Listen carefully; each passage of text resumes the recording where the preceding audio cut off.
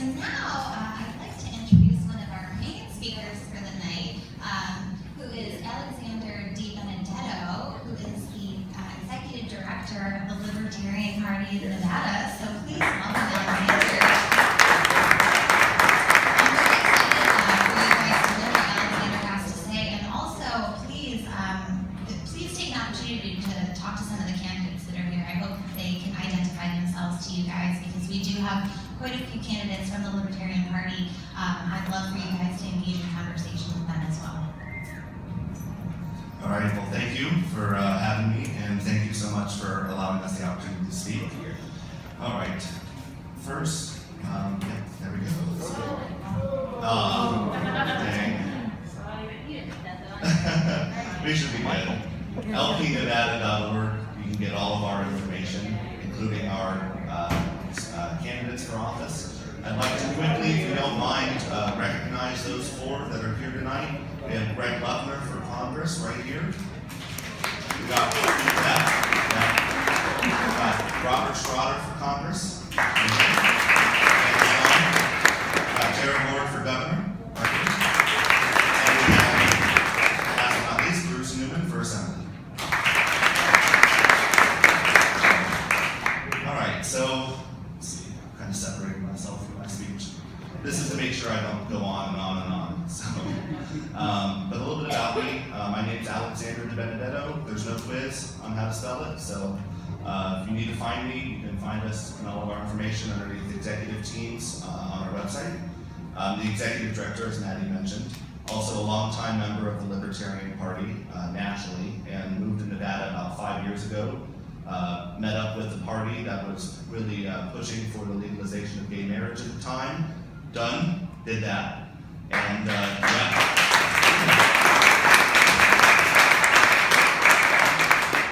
And we sort of looked around and said, gosh, we should have been the first state to legalize marijuana recreationally. It's sad that we weren't, but we worked incredibly hard to try to push, and here we are, 2016, huge success. Yeah, and you gotta admit, we did good. We beat California. Yeah, you beat California, everyone.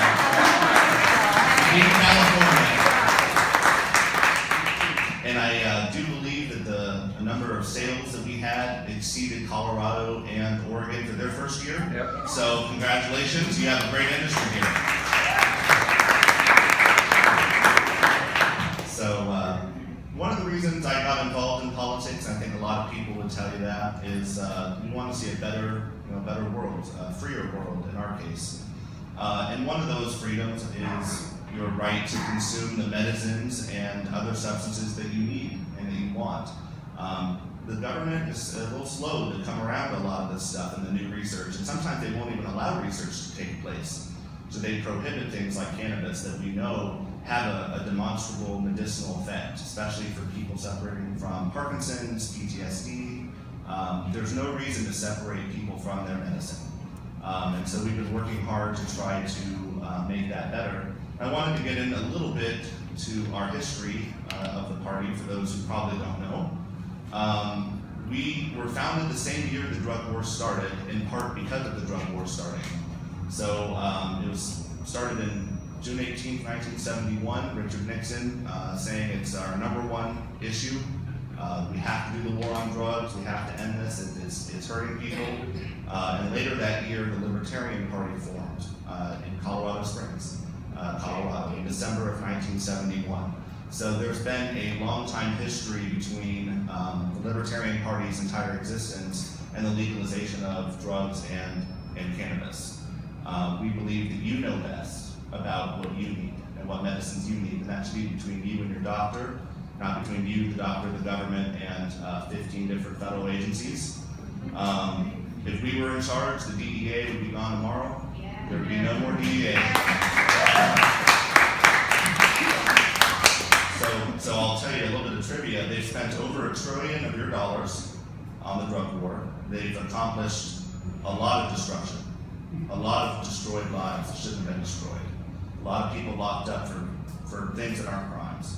So this has been a huge issue for us. This is a huge overreach by government, and that's one of the reasons that we're here, that we want to want to help you get rid of that overreach so you can get back to what you want and what you need. And the fact that we've incarcerated something like 3% in Nevada's population, half of which from nonviolent drug offenses, it's just, in my mind, that's criminal. We have to stop this. And it starts now, and I think the first legislative agenda item that we ought to do next year is to remove all of the drug convictions for those who were wrongfully imprisoned for nonviolent marijuana offenses. It's legal now. There's no reason people should still be sitting in prison for something that's now legal. It's disgusting. Our prisons are full. They're always saying they need more money for prisons. I got a novel idea. How about we get rid of some of these prisoners that shouldn't be there? So we tried that last session. We worked really well with Tig Sigerblom and some others. The Democrats were very receptive to this particular bill. Assembly Bill 259 would have accomplished it. Unfortunately, it was vetoed by the governor, but I'm hoping there'll be a new governor. Well, actually, there definitely will be a new governor, but yeah, a more marijuana-friendly governor next session. So we're going to try again.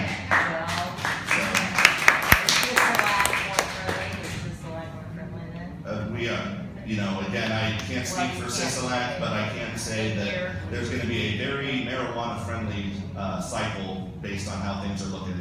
And that's pretty much because of your hard work. That's because you've opened up and said, politicians, we're really tired of all these, horrible laws, the destructive power of the law, of throwing people in prison for just trying to use the medicine they need. That's horrible. And because of you, of your hard work, and the hard work of things like Nevada NORML, and of course NORML across the country, we're seeing the entire conversation shift.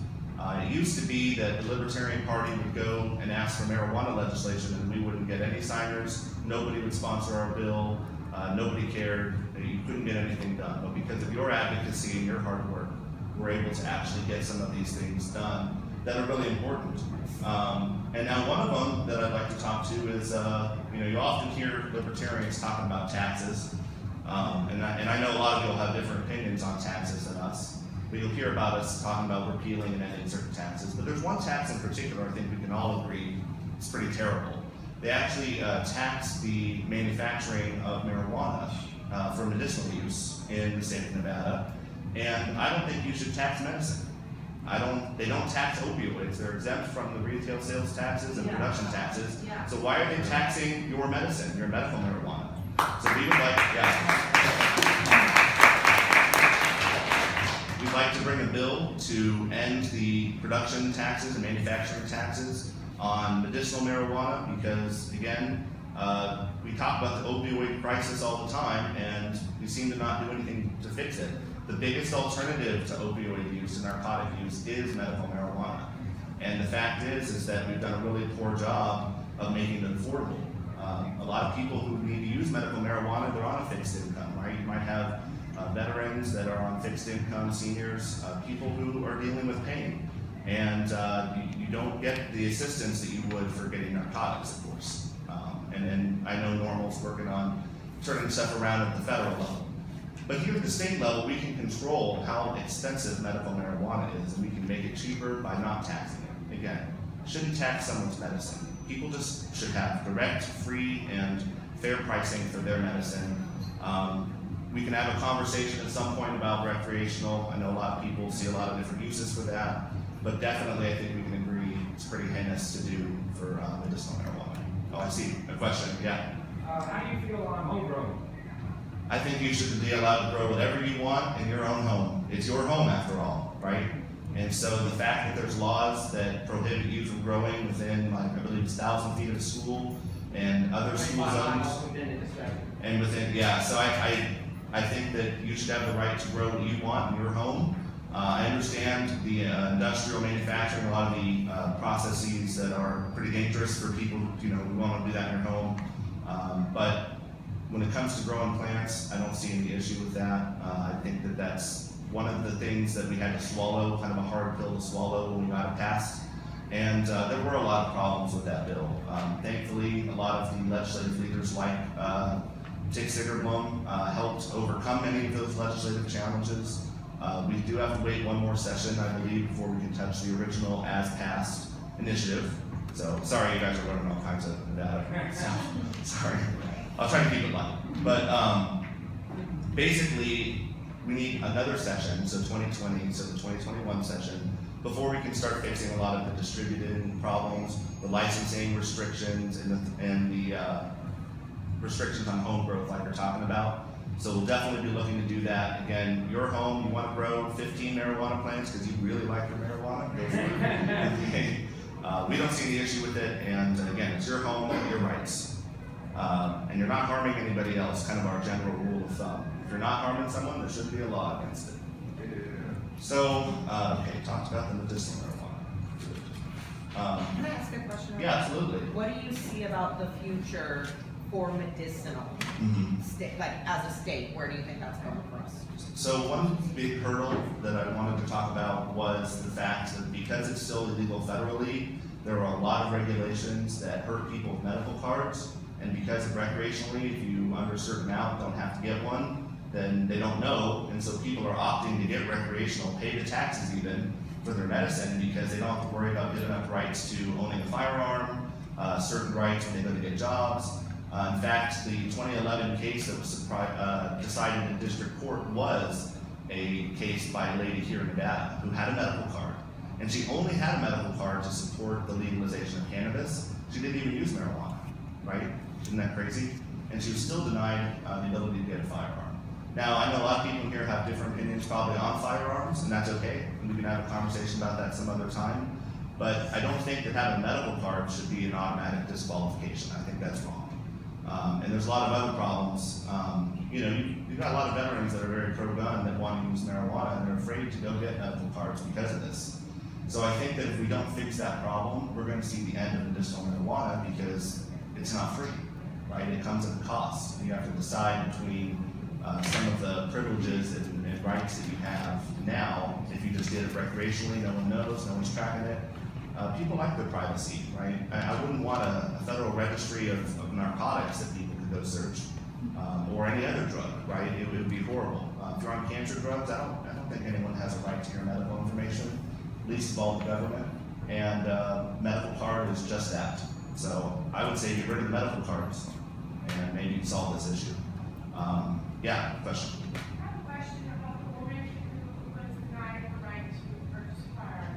That's what year that was, and also 2011, so she asked the year of the case. 2011. And then if the card expires, is she then allowed to reapply? I don't know. Yeah, I'm not a lawyer, so I don't know for sure the federal law. And maybe there hasn't even been a case. It's possible. So we'd have to talk to somebody else. But I want to say that they probably won't allow you to buy a firearm so long as you're in the registry, even if it's expired.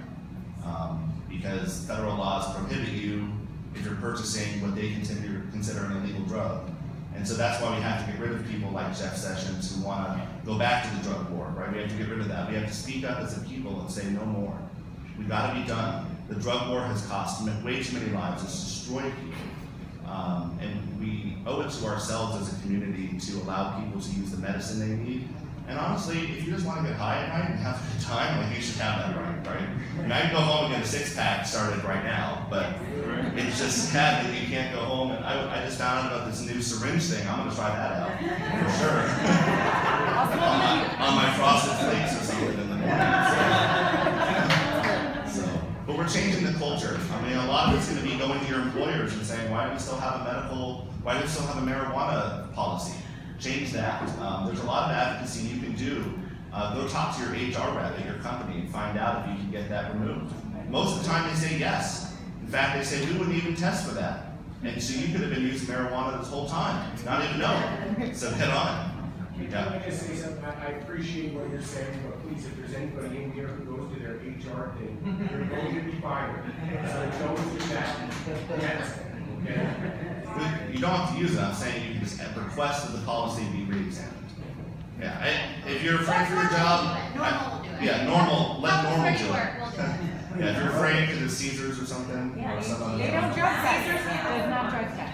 Caesars doesn't anymore. Well, progress. Look at that. So that's what we have to do, right? Is that we have to get better drug laws, we have to get, THC only, they test. we have to change the policies of these companies too, because it's not enough to be legal, you have to be able to keep your employment too, or you can't afford the cool syringes and other stuff.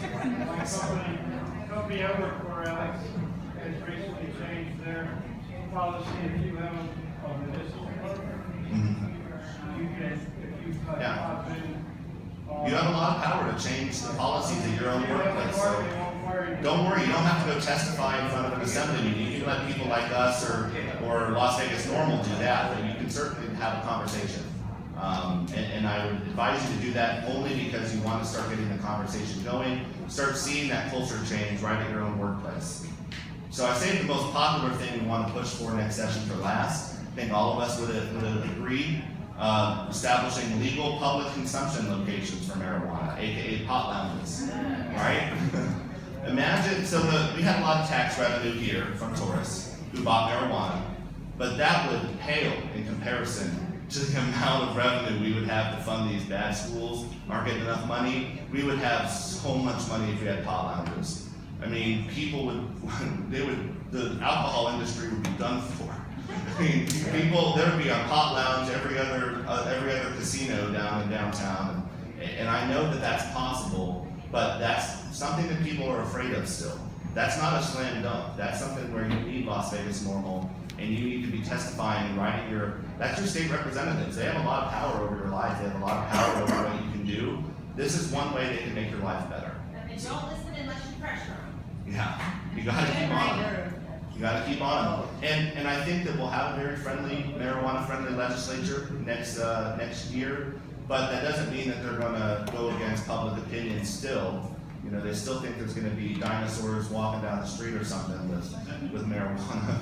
So we have to remind people that life's not really changed. If you're not a marijuana user, life's not really changed for you at all. And this is no big change either. If you don't want pot, you don't want to be around where pot is, don't go to a pot lounge.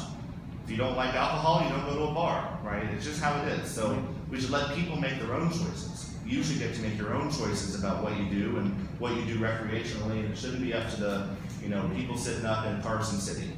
So definitely, I think that with all of your help and hard work and through the efforts of people like Maddie and Las Vegas NORML, we are definitely going to see this come. We want to make sure it's a fair market. We don't want to see heavy licensing that hurts the poor business owners trying to get off the ground. We want to see a lot of competition, so you have a lot of different bars like you have now, but for pot. So definitely be pushing for that. And again, we can have conversations about licensing some other time, but we talk a lot about in the community about helping people who are minorities and poor get off the ground with dispensaries and this sort of thing. But one of the biggest problems is the cost. The startup cost is very high. The licensing is very restrictive, and I think that we can work together to make it more reasonable, open it up. So, are there any other questions? Yeah, Go ahead. since Canada is legalizing in a couple weeks, recreational, what do you think about it being on the next presidential ballot? About what? About pot being legalized federally. Well, I don't know of any way that can be done federally unless we're going to talk state legislature amendments and constitutional amendment kind of thing. But the best thing you can do is we can get 26 states to legalize it. And that usually is enough to force Congress to deal with the issue. In the past, that's been enough. We have 33 medical. We have 33 medical. We've done a great job on medical. But we need 26 recreational states, I think, before the federal government will say we've lost support, because they can't really enforce their laws without local law enforcement's help. So as long as local law enforcement, your local sheriffs and chiefs of police refuse to enforce these laws, as long as they do, as long as they say the state law supersedes the federal law in this case, 10th Amendment wise, and they've won those cases, then I think that you'll be able to see this happen much more quickly. But you won't see it completely federally legal until you get right around the 26 state mark for recreational, because then Congress will go, gosh, we've got to get on they love to flip-flop. You'll see all kinds of people flip-flopping around like it's a Walmart shoe rack, and they're going to be saying that they've always been pro-cannabis. So remember who's pro-cannabis now when you needed it, when you needed their vote, right? and call your legislatures. I know it seems silly, but so few people call that it's actually really meaningful. For every like 10,000 constituents, maybe one or two will call on an issue. So be that one or two, right? And now you've just said to them, this matters to me, and they want your vote, so they're going to do it. They're self-serving in that way. I think that we can get federal legalization done. And I think executive order is probably the wrong way. We want it to be out of the code. We don't want it to come back when the presidency changes, right? We want to see it legalized by Congress. Let's get rid of it.